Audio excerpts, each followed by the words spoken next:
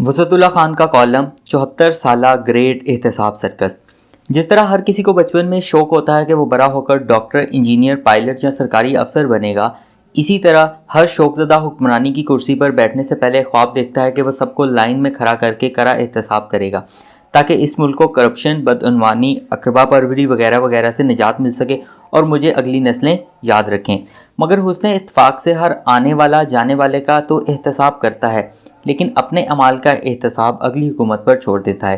یوں احتساب کی نہ ختم ہونے والی 74 برس طویل قطار ہے کہ دراز ہی ہوتی جا رہی ہے۔ جنون صفائی کا عالم یہ ہے کہ ہر حکمران غیر جانبدار احتساب کے لیے غیر جانبدار ادارہ سازی پر توجہ کرنے کی بجائے اپنی مرضی کے احتساب کے قوانین متعارف کرواتا ہے تاکہ مخالفین، جو کہ عام طور پر کرپٹ ہی تصور ہوتے ہیں، اچھی طرح خاک چٹوائی جا سکے۔ جب یہی محتسب اقتدار سے ہٹتا ہے تو پھر اسی کے بنائے ہوئے یک طرفہ احتسابی قوانین اس کی ہواریوں کے گلے کا پھندا بن جاتے ہیں۔ گواہی کے لیے پاکستان میں احتساب کی تاریخ ملاحظہ کی جا سکتی ہے۔ اس سلسلے کا سب سے پہلا قانون وزیر اعظم لیاقت علی خان کی حکومت نے گورنر جنرل محمد علی جناح کی وفات کے 4 ماہ بعد متعارف کروایا۔ نام تو اس قانون کا public representative offices disqualification act تھا، مگر پیار سے اسے پروڈا کہتے ہیں۔ اس کا مقصد خیانت اور اختیارات کے ناجائز استعمال کی حوصلہ چکنی تھی۔ اس قانون کے تحت مجرم کو 10 برس تک کی سزا ہو سکتی تھی، اور سزا یافتہ ظاہر ہے کہ مدت سزا کے دوران نہ تو سیاست میں حصہ لے سکتا ہے، نہ ہی کوئی سرکاری عہدہ رکھ سکتا ہے۔ اگرچہ پروڈا جنوری 1949 میں متعارف کروایا گیا، مگر اس کا اطلاق 14 اگست 1947 سے قرار پایا۔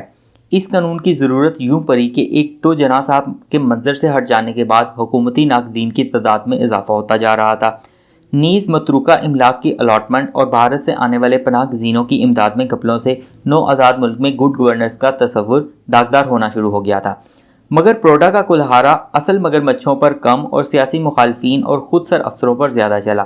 لیاقت علی خان تو 1951 میں شہید ہو گئے، البتہ پروڈا صرف برقرار رہا، بلکہ گورنر جنرل غلام محمد اور پھر اسکندر مرزا کے اشاروں پر ناچنے والی حکومتوں کے ہاتھ سے گویا اس طرح ہو گیا۔ اس طرح کی زد میں متحدہ بنگال کے آخری وزیر اعلیٰ حسین شہید سہروردی کے علاوہ سندھ کے 2 وزرائے اعلیٰ ایوب کھورو، پیر الہی بخش، پنجاب کے وزیر اعلیٰ نواب افتخار محمد وٹ اور مشرقی پنجاب کے وزیر اعلیٰ مولوی اے فضل حق بھی آئے۔ ان شخصیات اور بہت سے بیوروکریٹس کی شہرت کو بٹا لگایا نہ لگا، البتہ کرپشن، اقربا پروری اور خرد برد کا بال بیکا نہ ہوا۔ جب آئین سازی کے معاملے پر اسٹیبلشمنٹ کو مشرقی و مغربی بازوؤں کے بے لگام سیاستدانوں کی اتفاق کی حاجت ہوئی تو پروڈا 1956 کے آئین کے نفاذ سے پہلے ہی ختم ہو گیا۔ جب اکتوبر 1958 میں پہلا مارشل لا لگا تو chief martial law administrator Ayub Khan نے بلائے قانون اقتدار اغوا کرنے کے باوجود کرپٹ سیاستدانوں اور افسروں کو گو شمالی کے لیے 1959 میں الیکٹڈ باڈیز ڈسکوالیفیکیشن آرڈر المعروف ایبڈو جاری کیا۔ چن کے صفحے اول کے دوم کے لگ بھگ 75 سیاستدانوں کو 8 برس کے لیے سیاست سے خارج کر دیا گیا۔ ان میں زیادہ تر بائیں بازو کے لوگ، 1 یونٹ کے مخالف، قوم پرست اور شیخ مجیب الرحمان اور مولانا بھاشانی سمیت مشرقی پاکستان کے اختیار پسند سیاستدانوں بھی شامل تھے۔ مگر بنگال کے سب سے معروف قانون دان حسین شہید سہروردی کو یہ نادر اعزاز ملا کہ وہ قبل از مارشل لا پروڈا کی زد میں بھی آئے، وزیر اعظم بھی رہے اور پھر ایبڈو کی فہرست میں بھی شامل ہوئے اور جیل بھی کاٹی۔ وہ پہلے سابق وزیر اعظم تھے جنہیں بھارتی ایجنٹ کے طعنے سے نوازا گیا، اور وہ بھی جنرل ایوب خان کی طرف سے۔ ایبڈو کے قانون کا آرٹیکل 7 ایک دلچسپ قانونی شاہکار تھا، یعنی اگر کوئی زیر تفتیش شخص از خود 31 دسمبر 1966 تک سیاسی سرگرمیوں سے تائب ہو کر سنیاس لے لے تو اس کے خلاف مزید چھان بین روک دی جائے گی۔ المختصر، ایبڈو کی تلوار سیاستدانوں کے علاوہ لگ بھگ 3000 اعلیٰ اور درمیانی افسروں پر بھی چلی۔ کوئی نوکری سے برخاست ہوا، کسی کی تنزلی ہوئی، مگر کرپشن اور بد انتظامی اور اقربا پروری پھر بھی معزول نہ ہو پائی۔ وہی ایوب خان جو روایتی سیاستدانوں کو جملہ بے اعتدالیوں کی جڑ سمجھ کے ان کی بدعمالیوں پر نفرین بھیجنے کا کوئی موقع نہیں گواتے تھے، اقتدار سنبھالنے کے 4 برس کے اندر اپنے شوق سیاست کو حلال کرنے کے لیے کنونشن مسلم لیگ ایجاد کرنے پر مجبور ہو گئے۔ اس سرکار نواز مسلم لیگ دھرے کے سیکرٹری جنرل جواں سال وزیر ذوالفقار علی بھٹو تھے۔ ان کا ایک یہ مشن بھی تھا کہ راندے درگاہ سیاستدان کو گھیر گار کر کنونشن لیگ کے پتسمے سے گزار کر نئے کلف والے کپڑے پہنائیں تاکہ ان سیاستدانوں کی سوچ مثبت ہو سکے۔ البتہ ایبڈو کے ناخن چند برس میں ہی کند ہونے لگے۔ اس قانون کے رد عمل میں ایوب خان کو صدارتی انتخابات میں متحدہ حزب اختلاف کے چیلنج کا سامنا کرنا پڑا۔ اگرچہ ایوب خان وہی ہتھ کنڈے استعمال کر کے صدارتی انتخاب جیتے جن کا الزام وہ 50 کی دہائی کے سیاستدانوں پر لگاتے آئے تھے۔ اوپر سے آ بیل مجھے مار کے نظریے کے تحت ہونے والی 65 کی جنگ نے رہا سہا دبدبہ بھی غتربود کر دیا۔ جنگ کے بعد کون سا ایبڈو، کس کا ایبڈو، ایوب خان سب بھول گئے۔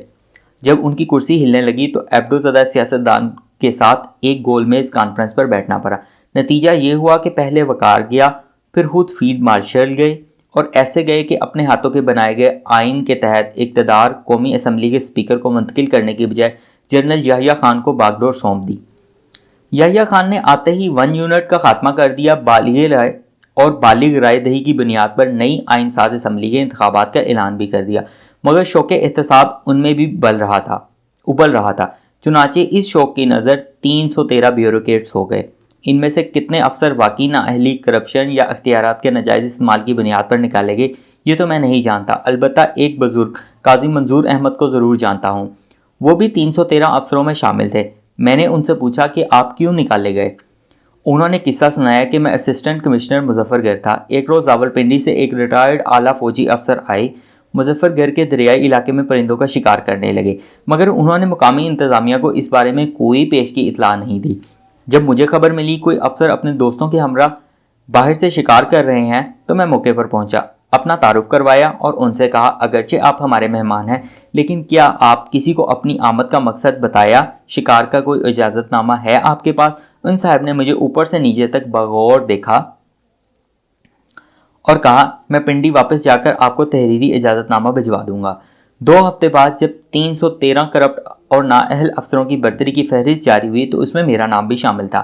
میں نے اپنی برطرفی کو کسی فورم پر چیلنج نہیں کیا کیونکہ مجھے اندازہ ہو گیا تھا کہ اب ملک کو میرے جیسے سوال کرنے والے افسروں کی نہ ضرورت ہے اور نہ آئندہ ہوگی۔ برطرفی کے چند برس بعد قاضی صاحب کو ماچھی گوٹ شوگر ملز میں ایڈمن افسر کی نوکری مل گئی۔ وہ روزانہ اپنی 30 برس پرانی اسکواڈا کار پر رحیم یار خان شہر سے ماچھی گوٹ جاتے تھے۔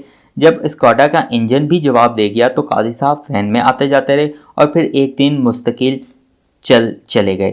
قصہ جاری ہے۔